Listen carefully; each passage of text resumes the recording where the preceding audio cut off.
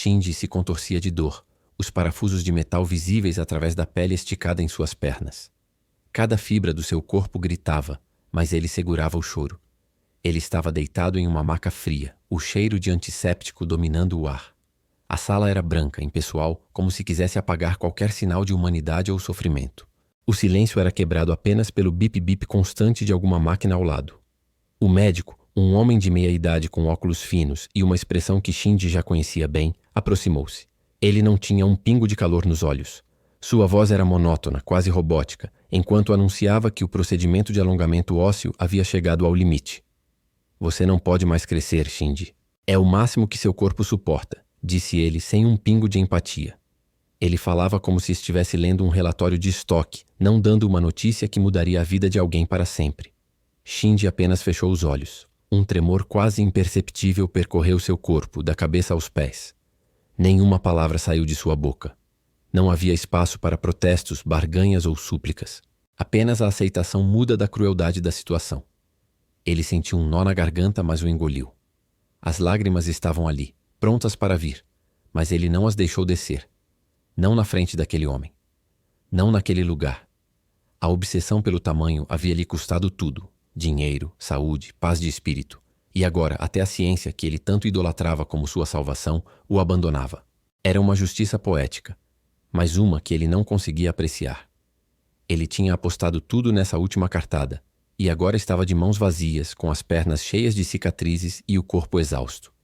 A imagem de si mesmo antes da cirurgia passou pela sua mente. Um jovem japonês comum, talvez um pouco mais baixo que a média, mas saudável. Agora, ele era um mosaico de cicatrizes, dor e frustração. Ele havia trocado a dor emocional pela física, sem ter certeza se a troca valeu a pena. O médico se virou, dando as costas a Shinji, como se o caso estivesse encerrado. Ele começou a organizar alguns papéis em uma pasta. Shinji abriu os olhos e olhou para o teto. Seus lábios se moveram em um sussurro inaudível. Não acabou, pensou ele. Não pode acabar assim. Mas Shinji ainda tinha um plano. Um último e desesperado recurso que ninguém imaginava. Um segredo que guardava as 7 chaves, alimentado pela teimosia e por uma esperança fininha, quase invisível. Ele não podia parar agora. Não depois de tudo o que havia passado. Não depois de ter chegado tão longe. Ele podia sentir a dor latejando em suas pernas, mas estranhamente uma nova determinação começou a crescer dentro dele. Uma força que ele não sabia que tinha. Ele respirou fundo, ignorando o cheiro de hospital. O mundo lá fora o esperava, e ele ainda tinha uma batalha para lutar. Antes de continuarmos, que tal se inscrever no canal? Assim você não perde a continuação dessa história. E me diga nos comentários onde você está assistindo este vídeo. Adoro saber de onde vocês são. A vida de Shinji sempre foi marcada pela sua baixa estatura. Desde a infância, ele era o menor da turma, um alvo fácil para piadas e apelidos. Isso começou cedo na escola primária, quando os colegas o chamavam de Pequeno Shinji ou Toco. Ele tentava rir junto, mas por dentro sentia um incômodo crescendo. Era uma coisa pequena no começo, mas que foi se acumulando. Ele cresceu em um bairro modesto de Tóquio, filho único de pais trabalhadores. Eles faziam de tudo para que ele tivesse uma boa educação, sacrificando muito para que Shinji pudesse estudar nas melhores escolas que o dinheiro deles permitia. A rotina de Shinji era a de um jovem japonês comum: escola, estudos intensivos e um trabalho de meio período em uma loja de conveniência. Ele era dedicado, tirava boas notas e nunca deu trabalho aos pais. Mas em todos os lugares a questão da altura aparecia. As tensões começaram cedo e foram se intensificando. No ensino médio, Shinji tentou entrar para o time de basquete. Ele amava o esporte, passava horas assistindo a jogos e praticando sozinho. Mas o técnico o recusou, dizendo sem rodeios que ele era pequeno demais. Shinji sentiu um soco no estômago. Ele viu outros meninos com menos talento que ele serem aceitos apenas por serem mais altos. Aquilo doeu de verdade. Depois, na faculdade, ele se apaixonou por uma garota. Ele reuniu toda a coragem que tinha e a convidou para sair. Ela foi gentil, mas a resposta dela o marcou. Ela disse que o achava muito legal, mas que preferia homens mais altos. Foi como se uma ferida antiga fosse reaberta. Esses episódios, que pareciam pequenos por si só, foram se acumulando e solidificando a crença de que sua altura era um obstáculo intransponível. Não era só um detalhe. Era a sua identidade, a forma como o mundo o via e o tratava. As pequenas atitudes de desprezo e as comparações constantes com colegas mais altos corroeram sua autoestima de forma lenta e constante. Ele via os amigos conseguindo empregos melhores, namoradas, e sentia que sua altura o puxava para trás. Era como se houvesse uma barreira invisível que ele não conseguia ultrapassar. Ele começou a se isolar, a evitar eventos sociais. Festas, encontros com amigos, tudo parecia um lembrete constante de sua inadequação. Ele se sentia cada vez mais diferente, mais inadequado. A cada olhar de pena que ele sentia sobre si, a cada risada disfarçada que ele achava que era sobre ele, a ferida em seu interior se aprofundava. Aquela frustração inicial se transformou em uma obsessão silenciosa. Ele começou a pesquisar sobre a altura, sobre como crescer, sobre tudo que pudesse dar a ele alguns centímetros a mais. A ideia de que sua vida seria melhor se ele fosse mais alto se tornou um pensamento fixo, quase um mantra. Ele passava noites em claro imaginando como seria ter uma altura normal, como as pessoas o tratariam. A busca por esses centímetros se tornou o centro da sua existência, uma meta que justificaria qualquer sacrifício. Ele estava disposto a fazer o que fosse preciso para se livrar daquela sensação de ser sempre o menor, o esquecido, o inferior. Aquele sentimento o consumia, e ele sabia que não podia continuar vivendo assim.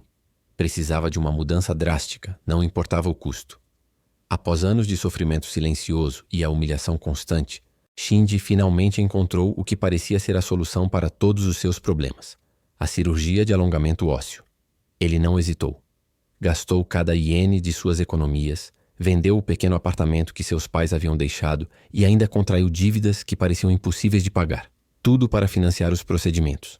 No total, foram mais de 5 milhões de ienes investidos na esperança de ser uma pessoa diferente. Ele suportou meses de dor excruciante, uma dor que ia muito além do físico e atingia sua alma.